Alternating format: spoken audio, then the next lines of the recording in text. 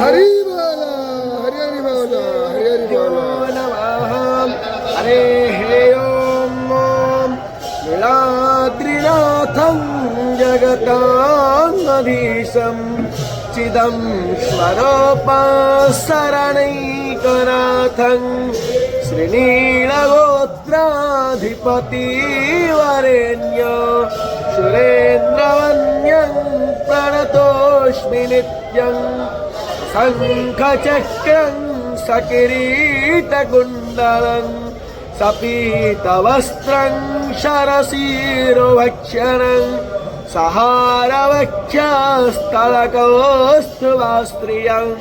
नमामि विष्णु शिरसाश्चतुर्भुजम् ॐ हरेः ॐ नेमाधोमत्पिन्मानः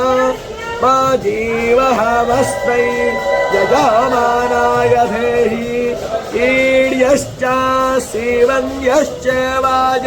हरि बोला हरि हरि बोला हरि हरि बोला ओणं प्रणवानस्तु वेते दधातु एता ओमस्तु भगा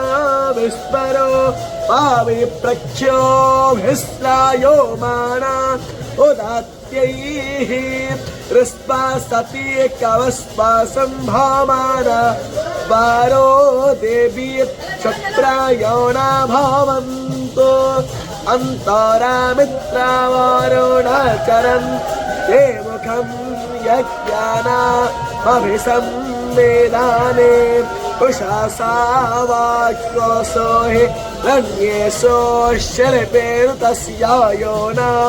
इह साधयामि प्रार्थमावाक्यो सारथिनां सुवर्णा देवो पश्यन्